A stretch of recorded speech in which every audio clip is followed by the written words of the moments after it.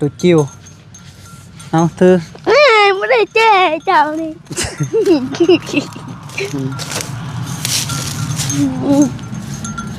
เธอละแม่คู่เนี่ยเจ๊เจ้านี่ว่าจุดดีได้เลยยังบ่มีของกินแรงจัดไปสิบอะไร10 ตัวมันก็ได้30 อันเลยเยอะคันโตละ3แล้วก็ให้ขุดได้50 โตเด้อหามาโลด 5,000 จ้ะเอา10 ตัวก็พอ10 โตได้เท่าไหร่10 ตัวให้ฮะ10 ตัวนะ10 ตัวดิตัวนึง5,000บัดนี้10 โตก็100,000โอ้โหดังแม่ไล่ได้ใช่ได้บ่ว่าเลยก็แสนดิอ้าว10 ตัวก็แสนนึงสิฮอดแสนฮอดได้20 โตแสนนึง20ติบ่เสือ10เราบ่รู้บางสูตร51เท่าไหร่51เท่าไหร่51ก็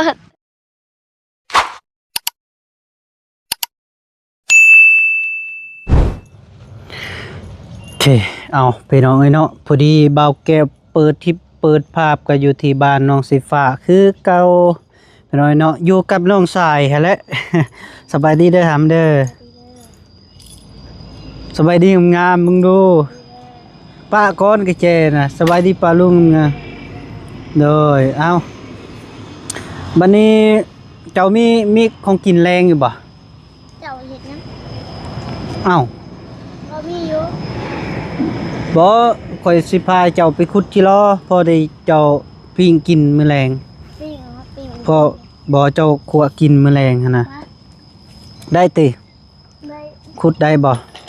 ด้เอาไว้ก็เจรถคือนำไปก่อนเอานี่เอาอันนี้นี่ไป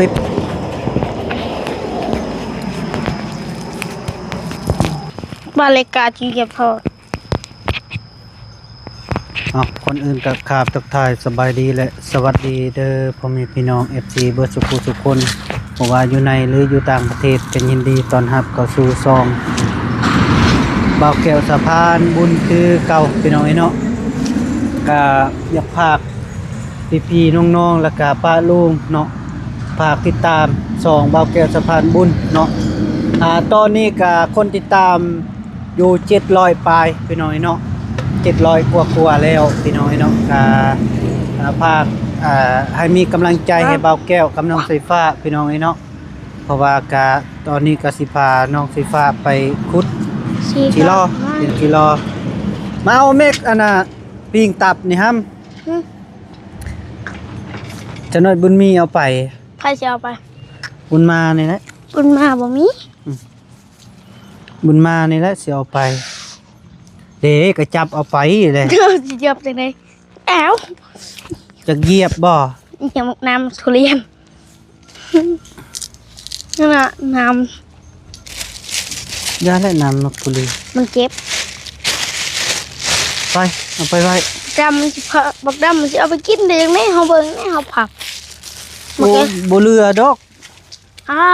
กอบบ่คิดกะยาดอกบักดำสิเอาบ่ได้นะได้ได้ขู่ผู้บ่ตัวใหญ่เกินเจ้ากันโอ้ตัวใหญ่แล้วมันสิดองบ่ได้กะว่าสิได้จักโตได้ตัวเดียว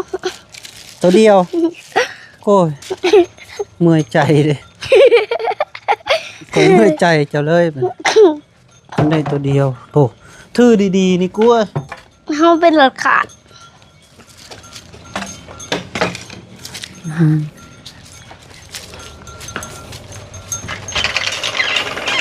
เอาไว้ดีๆเด้อเลยตุ๊กน้องเอ้ยดีแดดอยู่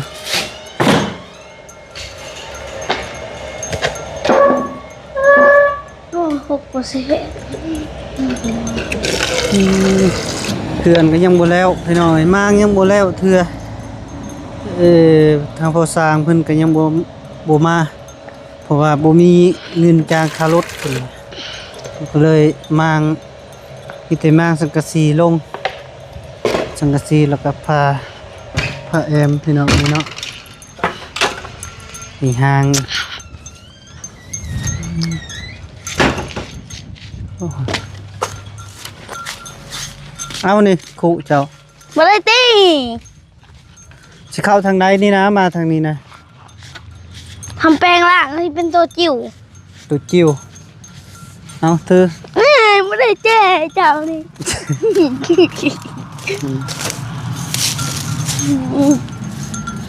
ถือละแม่คุเนี่ย เจ๊เจ้านี่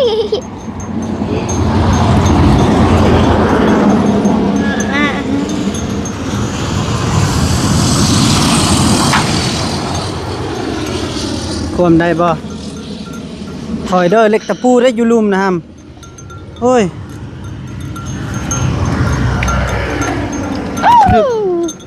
เอานี่ก็สิข้ามบ่ได้นี่นะเฮ้ยดื้อเลยอย่าดื้อ ขา นี่ เจ้าเงา เอาจับคู่นี่นะสิอัดประตูให้เพิ่น บ่อัดกันเหรอ บัดงัวเพิ่นสิออก มันบ่ออกได้ ไปใจมีบ่ เท่านี้ละคันโมเมนต์เท่านี้ก็เท่าได้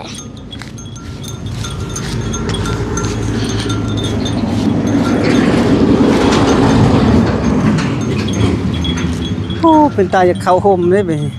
พอจิโร่ของมุ้ย คันบ่มีกิโลเจะสิกินหยังนั่นแหละ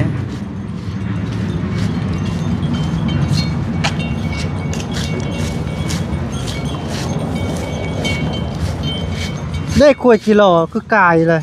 แดดเกิน ขวดมันบ่ไกลหลายหนึง ใช่ นี่2-3ขวด แดด เอาตัวนั้นก่อนนะตัวบ่แดดนะ เด้ ได้หูกระปูบ่นะตัวนี้ ใช่ หูกบบ่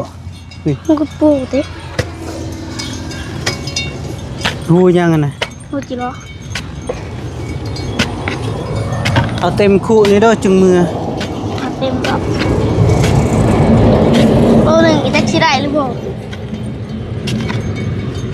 ว้าวจุบดีเด้อเฮ้ย แรงบ่มีของกินแรงโย ฮะ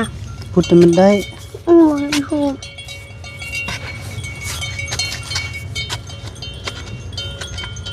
ก็เท่เดี๋ยวเห็นหูมันนั่นนี่เปิดวางซับตัวนี้ หมดวังได้เอาตัวนี้นะนี่ควายมัน ตัวนี้ก็บ่ได้เราค่อยงึดเลยงานตัวนั้นก็มีอยู่ จะเบิ่งในความเด็ดมันนะ คุดเลย สมเหงาก่อน โอ้ยานยากบาดนี้ ไม่พี่เอาเสียออกจะส่งเขาได้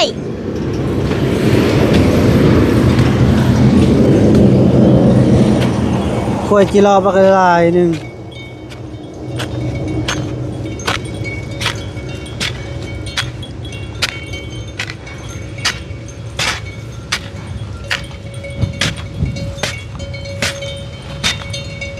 ชาวหูมัน แล้วก็คุดมันนั่นกลัว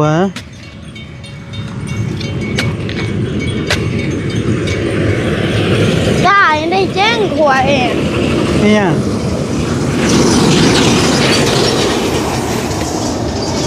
สิเอาจากโตครับ โอ้โห ฮะ โอ้โห โตละ1,000เด้อค่อยให้เจ้าเด้อคันเจ้าขุดได้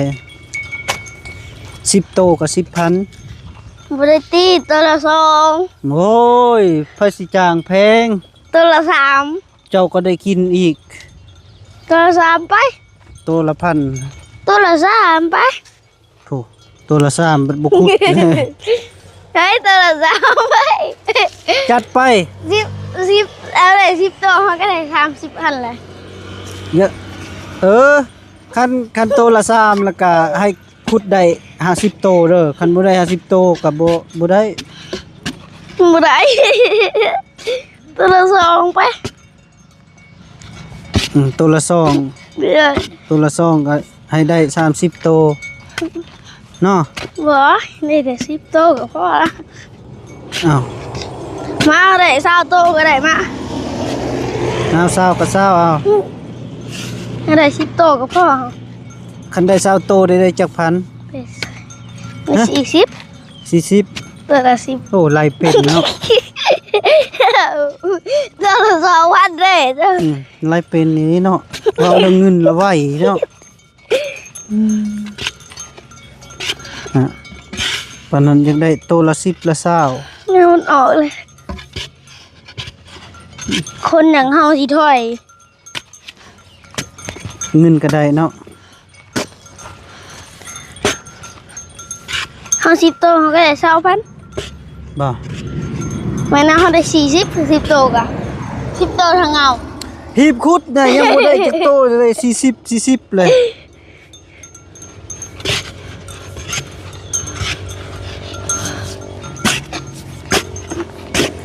จะให้เอาผ้าออกนะ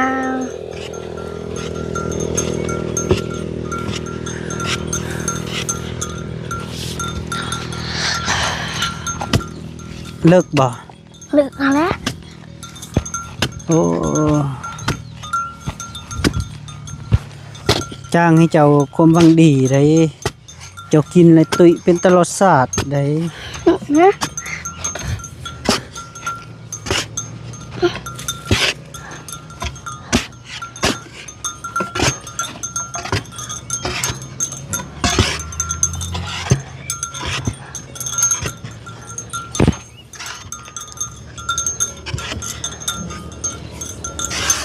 มันคือหมักโขงถูกว่ะ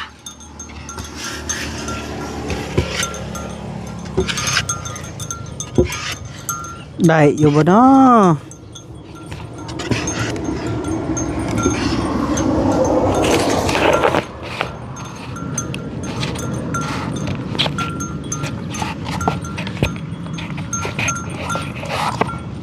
ปลาคือยังเล็กเท่าวะ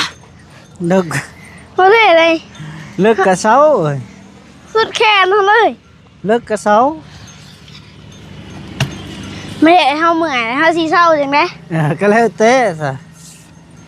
จะสิเฮ็ดได้ก็เฮ็ดเด้ขุดลิ้นเท่านั้นแหละ ทั้งบ่ได้กิโลทั้งบ่ได้เงินนะนี่ฮะสารพัดละแง่ไข่มดแดงบ่ นี่เห็นไหม แง่เป็นบ่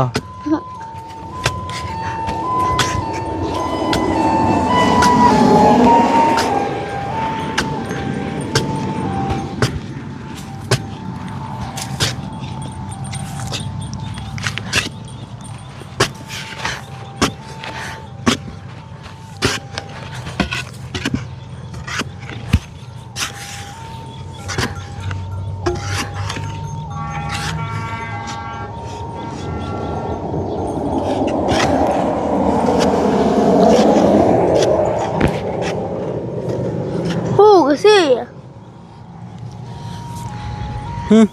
ได้บ่ บ่ได้ฮู้เสียซ้ำ โอ้กุยไปคนนั้นบ่คนก็ตัว ทมแม่แม่ขุดแล้ว บ่ทมนะ บ่ทมอีก ทม พอหมดแดง นี่เข้าตึ้งจะเบิ่งเด้อออกเลยได้ เข้าไผ เข้าบ่คง เข้าวานบ่ เลยคนตกห้ำแล้วมันก็แตกเลยเพราะหวานมือเดียวเลย คนสิบ่ได้เงินแบบนี้ละ ได้1,000ก็เอานะ บ่ได้กิโลบ่ได้ได้จักโต หนึ่งก็เอาเลยป่ะตาม ข้อยยังอยากกิโลอยู่นี่ เอากระปูเอา ปวดเด้นี่เอาปวดเด้นี่ เอากระปูเอา ใช้กระปู เดี๋ยวคุยมันมากูได้ กระปูเฮงเลิกกระปู มันเลือกคนได้ได้กบตัวละ5,000 นะ ตัวน้อยตัวใหญ่บุกเกี่ยวเต้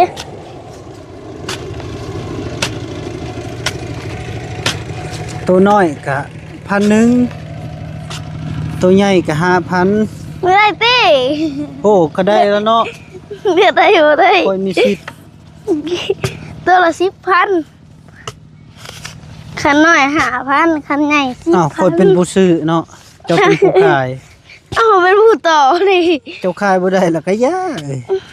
แม่นบ่ เอาได้ เบิ่งเลยใหม่คือมันสิตก เจออย่ายืนน้ำปากเข้าหัวใจเกือบจะหนึ่งแล้วยืนผ่าหมอกเขาหัวหนองเขาก็มันหายเลยมันจนเมื่อตัวหนึ่งหมดลาย หมดหยัง หมดแดงดิน หมดแดงบิน หมดแดงดิน นี่ พูกับปูกับอะไรหมดกับครบ ข่อยดีใจแล้วเงินก็บ่ได้เสีย กับปูตัวละ5,000 ถ้ามาโลด 5,000จ้ะ เอา10โตกับพ่อ10โตได้เท่าใด 10โตให้ฮะ10โตนะ อืม 10โตติ โตหนึง5,000บัดนี้10 โต โต กะ ก็ 100,000 โอ้โห เราไม่ ไล่ได้ใช่ได้บ่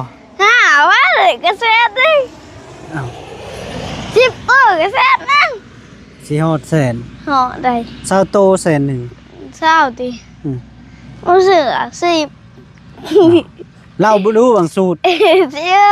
51เท่าใด 51 51เท่าใด 51ยืนก่อน น่ะนี่แหละบอกเฮียนบ่เฮียนเห็นบ่ฮะก็ลุบแล้วบาดนี้ลุบผู้ซื้อแล้วบัด เอาละพัน 51เท่าใด51 โอ้โหลูกโบกี้อ่ะคะแนนคอให้ขึ้นกับพ่อ เนาะแม่นเลยเจ้าบ่ลุกผู้ซื้อที่ลุก ลูกโบกี้อ่ะมึงเป็นอะไรเป็นคนซื้อเจ้าเป็นคนซื้อ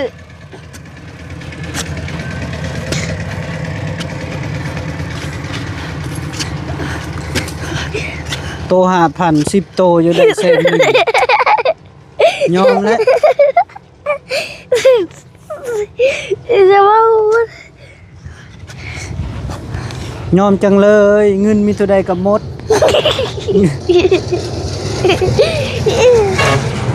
แม่นบ่ หลอดไปกับปูซอยเจ้าซื้อมันบ่เป็นหูมันอีกเลยบ่ได้ซ้ำมื้อนี่ บ่ได้ ขี้ช่วยแห่งอลีเฮา คอยจิรอก็บ่หลายบ่คุด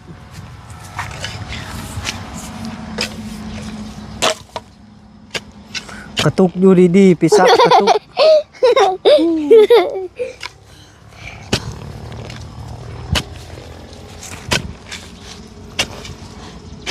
ขุด2หูแล้วบ่ได้ ตอนนี้เอาขุดลิ้นซื้อได้เนี่ย ขุดแท้แบบใด ขุดแถวกำลังเฮาก็ยืนเฮานั่งขุด ก็บ่เห็นได้เจ้านาง อันนั้นเฮาก็ขุดลิ้น ขุดลิ้นบ่ แต่ตอนนี้ คัน เด้อ ขุดลิ้นละครับ เฮาก็ขุดลิ้นไปขุดลิ้นมาก่อนมาหูสุดท้ายมาขุดลิ้นก่อน กลับมือ หูสุดท้ายมาเอาขุดลิ้นเด้อ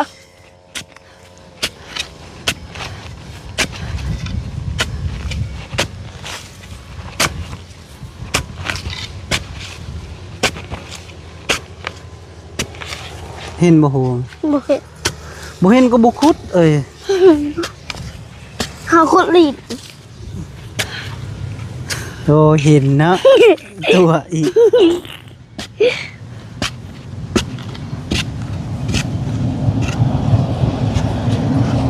เฮาก็บ่ได้ตึงเนาะเด้เฮาก็บ่ได้ตึงเนาะ โอ้มีไข่แล้วได้เนาะหุ้ย เร็วไปใส่ละ ปกปีกเลยได้1,000เลยได้2,000เลย อันนี้นี่ควาย ไม่ควรนี่กันไหม ตัวใด ควรนี่ก่อน โอ้ควายนี่น้อย เก๋กันหน่อยชุดเลยรถเขาเหยียบสื่อๆมันจีหน่อย ฝนตกแล้วมันจะน้อย สิพาเจ้าไปใส่เบ็ดกบจังหน่อยมีบ่กบแถวนี้หึ มันมี บ่มี มันมี ฮะ มันสิบ่มีได้จังได๋เฮาขุดเฮาก็ยังขุดได้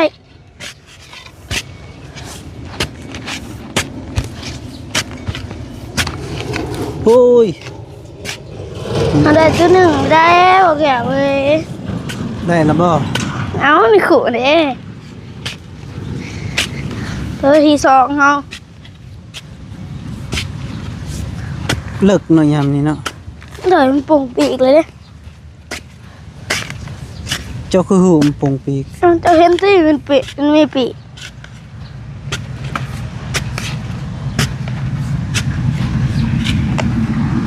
เดี๋ยวตัวนี้บ่ได้ปุ่งเลย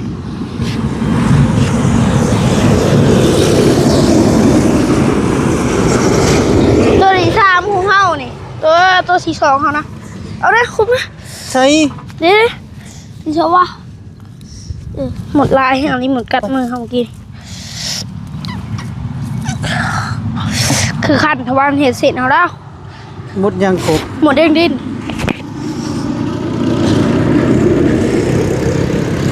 บ่หมดยังกบ คันมือเนี่ยอะไรเอ้คันอะไรเลยนอกจากเขาเก้าผมจะหมดได้คัน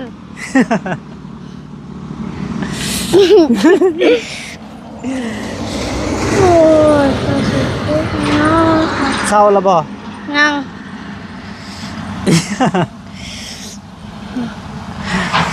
เอาหมดในบ่ทา ตลอดแล้วยังคันอยู่นะยังแห้งเลย เศร้าบ่ หัวเสา บ่เศร้า นี่มา บ่เอาบ่ตัวนี้ บ่เอาดอกมันมีแต่ห้องหมด จะเบิ่งได้หมดลงอ่ะมีแต่หมดแดงส้ม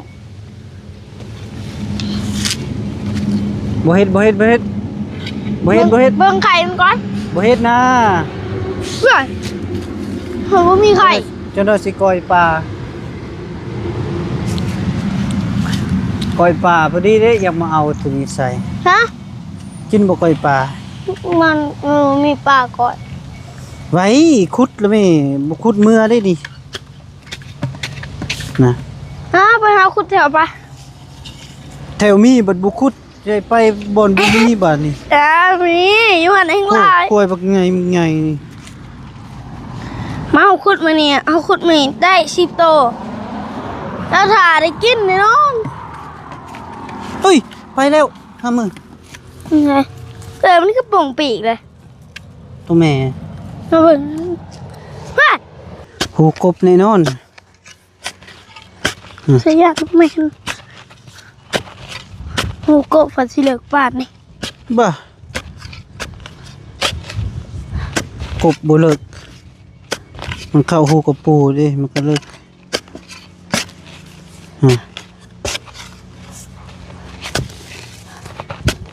จะบ่ยันงูบ่ครับกันเห็นเทศจะได้ แหลม เล่น เฮ้ยมาออกมาพอหูใหญ่มันเป็นเบาอยู่นี่ กูตอนนั้น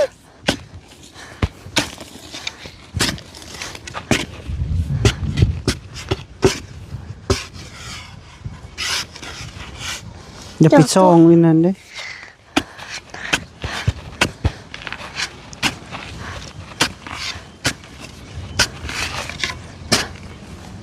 บอกมันก็ ข้างนี้ข้างกระโตเจ้าค่ะ